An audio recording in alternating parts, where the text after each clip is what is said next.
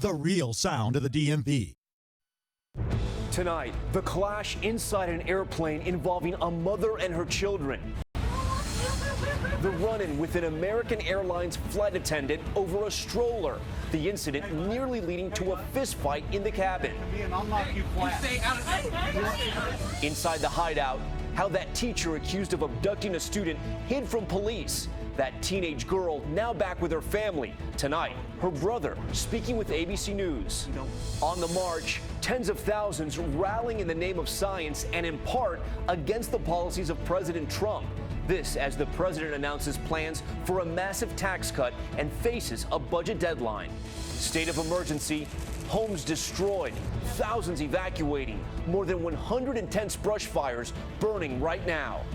Plus, moment of panic, the desperate efforts to rescue this woman trapped inside her car. From ABC News, this is ABC World News Tonight.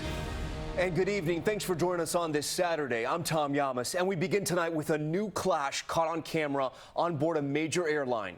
Witnesses claim an American Airlines flight attendant's angry outburst with a mother of two young children over a stroller brought her to tears. Some of the escalating drama captured on video by a fellow passenger as tempers flared. Tonight, American Airlines is responding. That flight attendant grounded for now. ABC's Adrian Bankert starting us off tonight. Tonight, a fight nearly breaking out on a plane. Hey, bud. Hey, bud. You do that to me and I'll knock you flat. You stay out of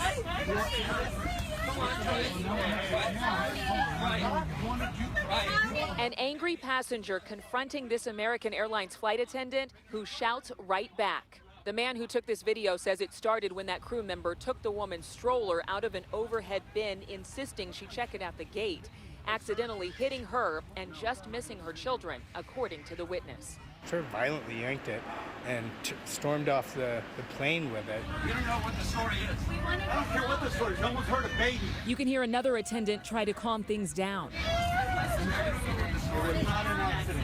The mother carrying her two infants, sobbing while pleading to get her stroller back. The passenger who stood up for the woman explaining himself. A baby almost got hurt. That's what just fired me up. American Airlines quickly responding. We're deeply sorry. The actions of our team member do not appear to reflect patience or empathy, two values necessary for customer care. The statement from American in sharp contrast to the way United Airlines responded when a man was pulled off one of their flights. United taking several days before making an official apology. Tonight, that flight attendant removed from duty pending an investigation. And Adrian joins us live. Adrian, the Flight Attendants Union has a response out tonight with a warning to the passenger who intervened. That's right, Tom. In fact, that union sending out a reminder that it is against federal law to threaten a flight attendant with violence. They're also asking for the full story, not just what's seen in this video, and asking that the company nor the public rush to judgment. Now, as far as American Airlines goes, they refunded that woman her entire cost of ticket, plus gave her a $1,000 travel voucher and upgraded her and her family to first class all the way to Argentina. Tom? Clearly making sure she got home comfortably. All right, Adrian, thanks so much. Next, we're learning more about the hiding place a teacher from Tennessee is accused of taking his former student while on the run. Take a look, a glimpse inside that secluded California cabin. ABC's Eva Pilgrim with that and the first comments from the victim's brother following their family reunion. Tonight, the family of the missing Tennessee teen speaking for the first time since being reunited. We're all excited. It's like just pure joy. 50-year-old Tad Cummins in FBI custody and facing federal charges after allegedly kidnapping Elizabeth Thomas and going on the run for over a month. What is she like right now? Well, right now she's, I mean, in ways she's like herself, but in ways she's not. And it's kind of distressing to see her like that. It's troubling. This as we are getting a look inside the remote California cabin where Elizabeth was finally found. Food I gave them. Inside, plywood walls, leftover food sitting on bare floors, along with survival gear, toilet paper, and very little else. No electricity or running water. Search warrant papers. These documents left behind by investigators listing some of the items seized as evidence: bedrolls, socks, beer cans. The nationwide search began after Cummins and Thomas disappeared March 13th from Columbia, Tennessee. 2 days later, security video captured them at a Walmart in Oklahoma City. They made their way to Northern California and stayed at a commune, but left after they were not accepted into the group. There were all kinds of indications of something a little strange going on. Officials caught up to the pair in that cabin where the caretaker says he saw an Amber Alert poster and called authorities. Surrounded, Cummins surrendered without incident. Someone kind of showed me a picture, and I was like, yeah, that's definitely the guy. Cummins is expected in federal court on Monday. He's facing a long list of both state and federal charges. Taking a child across state lines alone can carry a 10-year sentence. Tom? Eva Pilgrim for us tonight. Eva, thank you. Now to that state of emergency in Florida. Scorching brush fires in 3 counties, wreaking havoc. 6,000 families forced out of Collier County. At least 9 buildings wiped out, many of them homes, and with many more now under threat. ABC's Maggie Rulli is in the fire zone. Tonight, flames engulfing homes, the danger zone growing. Florida in a state of emergency. Residents salvaging what they can before being forced to leave. Our farm's burning down. I ran back here through the smoke and fire to try and save our last tractor. 115 fires burning across the state, forcing thousands from their homes. Near Orlando, flames shooting up to 150 feet in the air. Fire officials now saying they suspect arson. It is strange that the fires are popping up where they are popping up. Meanwhile, dry conditions are fueling this blaze near Naples, which tonight is only 20% contained. At least 6,000 homes evacuated. As Blackhawk helicopters douse the flames from above. I came home and there's a big old ball of fire. And near Fort Myers, plumes of smoke filling the air. Authorities say a cigarette sparked this blaze that spread 2 miles and destroyed 4 homes. The police was knocking on my door saying we had to evacuate. And then when I came outside, I saw like a big smoke in the sky. A lack of rainfalls creating drought in parts of the state, elevating fire danger levels. And Maggie Rulli joining us live now in front of some of those destroyed homes. You can barely even make them out. Rain is helping firefighters out a bit today, but it's not enough to make a dent in the drought, correct? Tom, exactly. Right now, this rain is at best just a passing drizzle. And with dozens of fires still raging across the state and with a severe drought still in place here, it's going to take several more inches of rain to make any serious dent here in the drought in southwest Florida. Tom? All right, Maggie, thanks so much. To Washington now, and a big week ahead for the president. A plan for a massive tax cut, health care, a lot on his agenda as he faces a looming deadline. ABC's David Wright reporting from the White House tonight. The president and first lady took their first trip to Walter Reed Hospital today, visiting, as he put it, the bravest and greatest Americans. President Trump pinned a Purple Heart on the collar of Army Sergeant First Class Alvaro Barrientos, who lost his right leg in Afghanistan. I heard about this and I wanted to do it myself. The president fast approaching his first 100 days in office, also fast approaching the day the federal government runs out of money, midnight Friday. That's all the time lawmakers have to pass a spending bill. Democrats say they may not vote for a budget that includes Trump's famous border wall or that undermines the Affordable Care Act. Republicans are trying not to alienate Tea Party members who allowed the government to shut down under President Obama.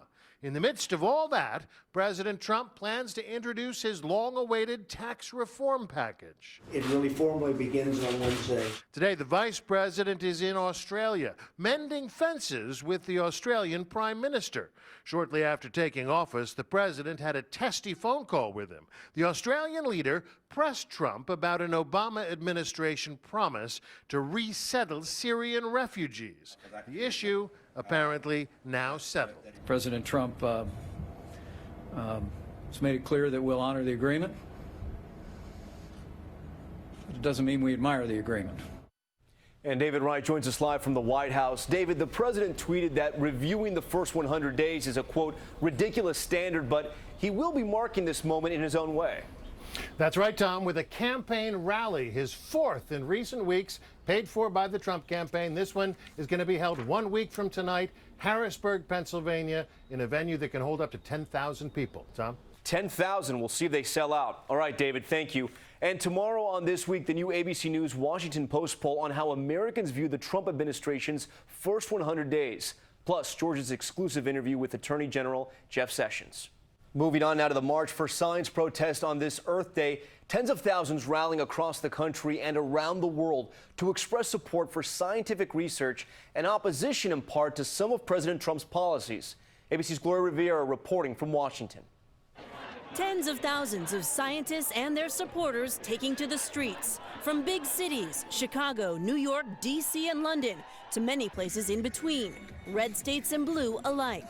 What do we want? Science! When do we want it? Now! With quirky slogans and signs like "Think like a proton" and "Stay positive" and "Don't be a hater, look at the data." You can see that there's a lot of hope and I think a little bit of fear, but a lot of hope. The rallies described as nonpartisan, but many motivated by concern over the Trump administration's positions, including a budget proposal with cuts to the EPA and climate change research. I'm hoping the Trump administration is hearing from constituents across the country today. As a candidate, Trump said climate change was overhyped. It's a hoax. It's a hoax. I mean, it's a money-making industry, okay? And vowed to bring back coal.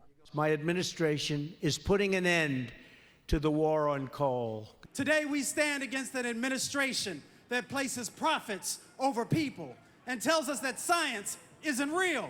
No mention from Trump on today's protests, but this on Twitter. Today on Earth Day, we celebrate our beautiful forests, lakes, and land. We stand committed to preserving the natural beauty of our nation. President Trump's proposed budget does protect investment in what the White House calls high-priority science, but many we spoke to today say that is simply not enough. Tom? Gloria Rivera reporting from some of those protests today. Gloria, thanks so much. We want to head overseas now to a devastating attack on a military base in northern Afghanistan. More than 100 Afghan army personnel killed or wounded. Officials say 10 gunmen dressed as military stormed the compound, shooting soldiers as they prayed at a mosque or ate in the dining room. The Taliban claiming responsibility. Next to that, presidential election in France capturing much of the world's attention. Violent protests breaking out the day before voters head to the polls. As ABC's Alex Marquardt reports, it is one of the most contentious contests in memory, with one of the leading candidates being compared to President Trump. Tonight, France bracing for a contentious election. Divisions on full display on the streets of Paris today as trade unionists clashed with police. The effects of the vote will be felt around the world. An election now even more uncertain after Thursday's attack on the Champs-Élysées that left one policeman dead. President Trump telling the AP the attack would probably help far-right candidate Marine Le Pen, whose campaign has been compared to Trump's, as she promises to pull France out of the EU and vows to crack down on immigration and Islamic extremism. The Islamist ideology cannot be spread in France, she proclaimed at a final rally. Russian President Vladimir Putin showing his support for Le Pen in a surprise meeting in March. But she faces a tough battle, neck and neck with three other candidates for a spot in the second round, each trying to convince their voters her radical proposals are not the way to go. Among them, Emmanuel Macron, a 39-year-old upstart centrist who has never held elected political office. Former President Barack Obama calling to offer his support. I wish you all the best. Other voters may be looking for a steady hand in these uncertain times and turn to embattled former Prime Minister François Fillon. The top two candidates in tomorrow's vote will move on to the final round, due to be held in 2 weeks. This election is wide open, and what's clear is that its ramifications could upset the order here in Europe and beyond. Tom? And that's why the world will be watching. All right, Alex, thanks so much. There's still much more ahead on World News Tonight this Saturday. A car overturned in the water, the rush to save the driver. Plus, you may soon feel a little less guilty about your chocolate obsession. The big announcement from Hershey. And a jewelry store owner takes on a couple of thieves dressed as construction workers. The wild surveillance video coming up. This is ABC World News Tonight, brought to you by the Quicksilver Card from Capital One. Earning your cash back shouldn't be this complicated. Yet some cards limit where you earn bonus cash back to a few places, and then change those places every few months. Enough with that. With Quicksilver from Capital One, You've always earned unlimited 1.5% cash back on every purchase, everywhere. Welcome to Unlimited. What's in your wallet? When life runs smoothly, it follows a rhythm all of its own. But if diarrhea knocks you off course, Imodium AD provides fast relief to soothe your diarrhea symptoms. Now available in a soft gel. Imodium. Live life in rhythm. Okay, anyone like coming in first place in everything that matters? Introducing the all-new 2017 Ford Super Duty, the only high-strength, military-grade, aluminum alloy body, heavy-duty pickup. It takes first place in every measure of tough. Best-in-class towing, best-in-class payload, and best-in-class torque. Winner, winner, chicken dinner. This is the all-new Ford Super Duty 2017 Motor Trend Truck of the Year.